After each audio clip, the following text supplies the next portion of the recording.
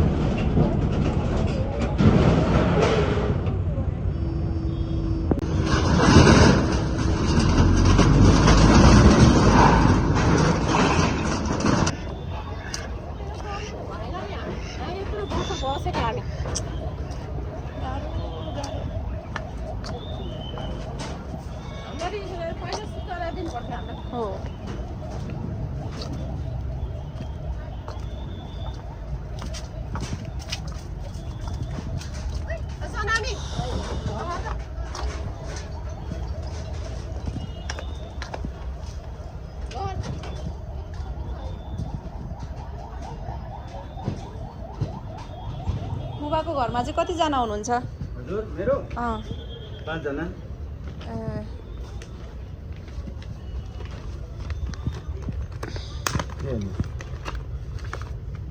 यो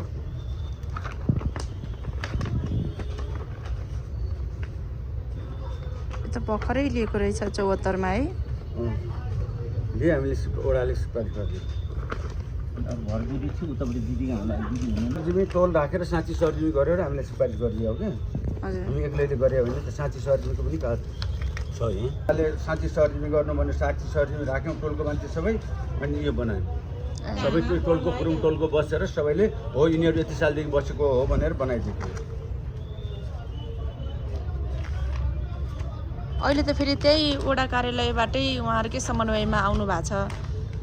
उहाँहरूले नै सिफारिस गरेको देखियो। सिफारिस गरिदिनुहुन्छ, उहाँहरू नै आउनुहुन्छ। अब यसको कुरा के हामीले बुझ्दै बुझ्दैनौँ त। के भन्न चाहनुहुन्छ? आफ्नो कसरी कुरा राख्नुहुन्छ? अब हामी 46 सालदेखि बस्यौँ, हामीले अदालत गए पनि मुद्दा लड्न सक्छौँ। हामी छोडेर जाँदैनौँ। हामी जाने कहाँ? हाम्रो नेपाल राज्यबाट छानबिन गरोस्, हाम्रो कहीँ बास देखाओस्, हामी त्यहीँ जान्छौँ। हामीले बास देखाइदियोस्, यो तेरो बास हो भने देखाइदियोस्, हामी जान्छौँ। नत्र हामी जाने कहाँ भन्नुहोस्? नमर्नु न अहिले भत्काएर हामी नमर्नु नबाँच्नु गर्ने के उपाय केही छ हामीसँग? इचङ्गु नारायणमा चाहिँ सुकुम्बासीलाई राख्न भनेर बनाएको थियो नि यो बनाएको घर त अहिले अर्को के बनाएको छ अरे? त्यहाँ वडा कार्यालय प्रहरी कार्यालयहरू छ छैन चाहिँ हैन, तर त्यहाँ घरहरू खाली छ। तपाईलाई त्यहाँ सार्न भनेर आमा बाउको फोटो यो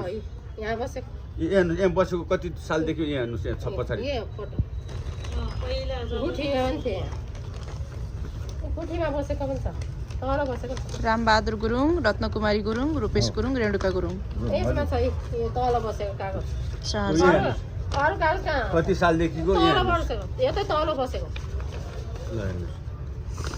यही ठाउँमै बसेका सबै कागजपत्र यही छ। घर धुरी पनि त्यहाँ दिइहाल्छ अहिले हिजो आएका हाम्रो हामी अहिले छोडेर जानलाई त्यस्तो होइन नि पहिला सूचना दिनुपर्छ सूचना दिए पनि कहाँ छ अनि के सूचना दिए हामी जाने कहाँ उहाँ बढी बाँधिदिन पऱ्यो नि अनि हामी सामने थाहा छ त तपाईँको बुवा आमाको पालामा आउनुभएको तपाईँहरू हजुर बुवा आमाको पालामा आउनुभएको बुवामा बसेको चाहिँ धेरै भयो बिहा गर्दैन म त्यही सानै 2 वर्षको उमेरदेखि नै बसेको हो क्या त्यति मलाई थाहा छैन आमाबालाई थाहा हुन्छ तर यादै 60 70 80 वर्ष त बस्यो हामी तल त हामी 25 26 वर्ष भयो हामी तल बसेको त हामी त्यस्तो भन्नु हुँदैन नि त पहिला हामीलाई सूचना दिनुपर्छ 81 आएर त्यो घर भत्काउनु त भएन नि त त्यस्तो गर्नु भएन बिचरा त्यो 60 70 वर्षको मान्छे त्यस्तो दुःख गरेको त्यस्तो गरेको हो नि त हामीलाई बुझ्नु पऱ्यो नि त हामीलाई सरकारले दियो हामीले मदन भण्डारीलाई पनि जितायो सरकार के अरे विद्या भण्डारीलाई पनि जितायो हामीले सबैलाई गऱ्यो नि त होइन अनि अहिले हुँदा हामीले सबैलाई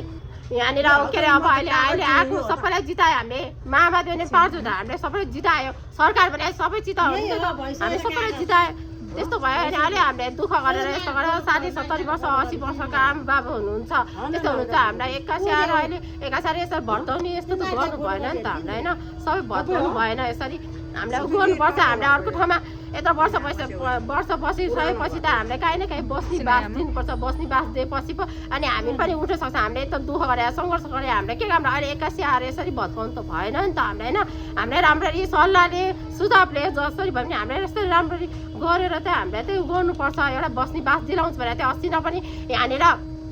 सूचना तासेको छ सूचना तास्दाखेरि पनि हामीलाई अर्को ठाउँमा 4 कोठाको बस्ने बास बनाएको छ 12 भनेर भन्नुभएको थियो हामीले चुप लाएर बस्यौँ होइन मेरो बाबा पनि त्यतिखेर डेट हुनुभयो त्यतिखेर बित्नु भयो अनि त्यसपछि हामीले ऊ भयो हामी चुप लाएर बस्यौँ भने अहिले 81 आएर सूचना नदिएर त्यस्तै बाङबुङ भएर भत्काउने मारिदिन्छु काटिदिन्छु तिमी यहाँ यस्तो उस्तो भनेर त्यस्तो भन्नु त भएन नि त हामीलाई त्यस्तो अब जब पनि दिनु पऱ्यो यस्तो गर्नु पऱ्यो 81 आएर अर्को घर भत्काउने त्यस्तो काम चाहिँ गर्नु भएन होइन हामी पनि हाम्रो सामान ओसार थियो त्यस्तो दुःख गरेर ऊ गरेको सामानहरू त्यस्तो गरेको यहाँ पनि धेरै छैन 40 वर्ष 60 वर्ष 80 वर्ष भइसक्यो अब छोराछोरी पनि 30 वर्ष होइन त्यस्तै 30 वर्ष 40 वर्ष 50 वर्ष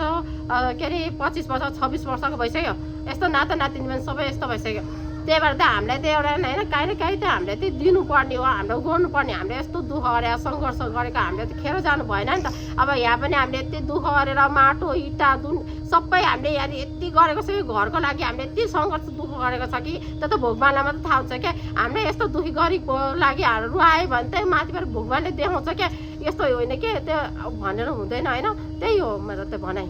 त्यो हामीलाई जहाँ भयो भने बस्ने बास चाहिँ दिनु पऱ्यो होइन जहाँ नि 81 आएर यसो घर भत्काउनु भएन यहाँ त्यहाँ भनेर त भन्नु भएन हामीलाई होइन त्यही हो सरकारले दिएको सरकारले दिलाउनु पऱ्यो हामीलाई जहाँ भए पनि होइन पहिला पनि हामीले 4 कोठा घर बनाएर दिन्छु भन्नुभएको थियो अब 81 आएर त यस्तो त गर्नु भएन नि त त्यही हो तपाईँको नाम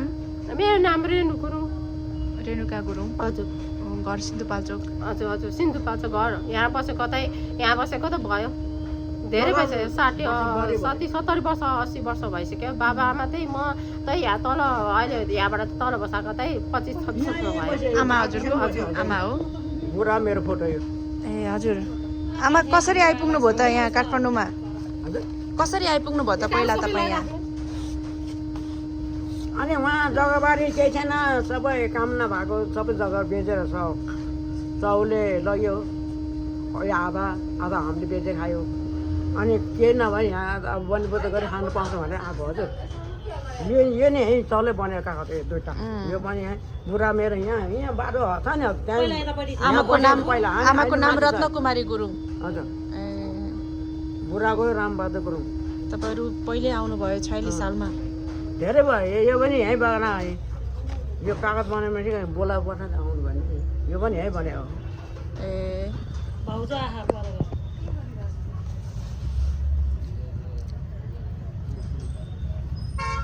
मतदाता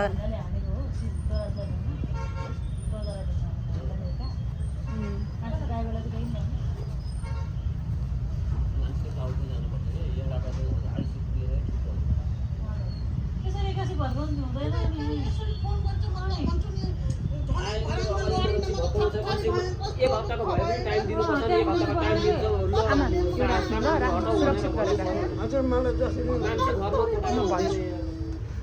त गाह्रो भयो मलाई त हेर्नु तपाईँ कता के गर्दै हुनुहुन्थ्यो अहिले डोजर आउँदा अहिले उ त भर्खर अफिसबाट काम गर्दै थिएँ कि हेर्नु न यति दुःख गरेको म त एकल महिला हो न कतै केही छ न कतै केही छ बिरो राजेको पाला मेरो बुढो बितेको मेरो सानो बच्चा लिएर म यहाँ बसिरहेको छु अनि यसरी दुःख गरेर बनाएको भत्काउन मिल्दैन नि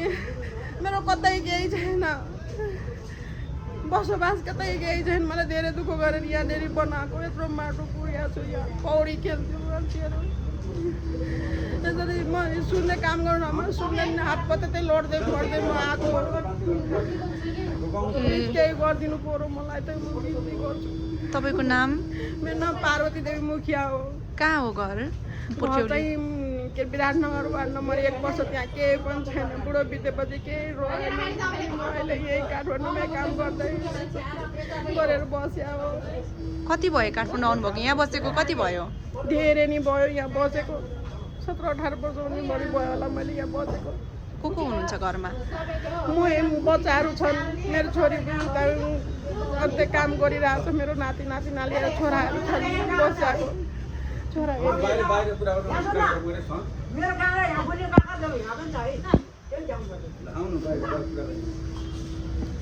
हुन्छ एकचोटि अब प्रहरीहरूलाई पनि तपाईँहरूले नि उ गर्नु होइन आँसु त लाग्छ हामी यति हिँडेछौँ जुलुसमा आमा म त गोली हान त्यस्तोमा कति हिँडेको आमा हजुर जुलुसमा मिटिङमा भने मिटिङमा सबै जुलुसमा भने मिटिङमा कुन पार्टीले लिएर जान्थ्यो कुन पार्टीले लिएर जान्थ्यो त्यसरी जुलुस यो त पहिला त एमाले हो एमाले पार्टी फोटोकपी भित्र लगाएर बाख्रामा चाबी त चाबी पहिला भन्नुपर्छ हामी सानो सानो साथी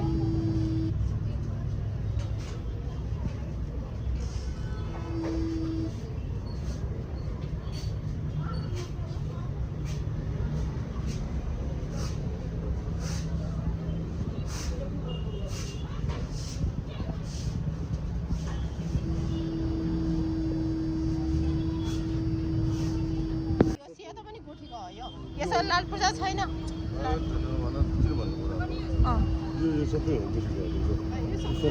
अहिले भत्कायो भने भत्किनेमा कुकुन पर्छ अब यो कति पर्छ अब यो टराहरू भयो कति होइन पर्छ अब त्यो थाहा छैन यो सबै हो चाहिँ होइन के गर्नुहुन्छ त्यो त हामीलाई थाहा छैन हामीले थाहा पाएको अनुसारले बताइदिए मात्र हो अहिले यो निलो घर पनि गुठीकै जग्गामा छ अनि त्योभन्दा पल्लो पल्लो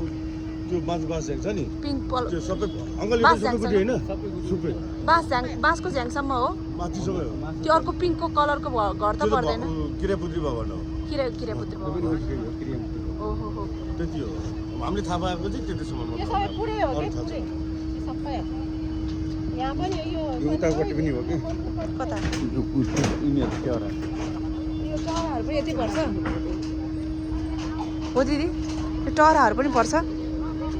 यो टराहरू पनि पर्छ मलाई थाहा भएन भन्नु भएन त्यो त्यहाँ मान्छे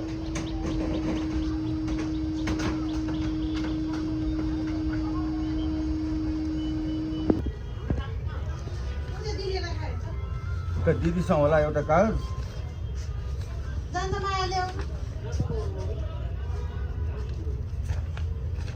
सिफारिस पनि के अरे साथी सहयोग कागज पनि थियो कता गर्छ त्यही साँच्ची सर्जी सबै राखेर गरेको हो कि गरेर सिफारिस गरिदिएको थियो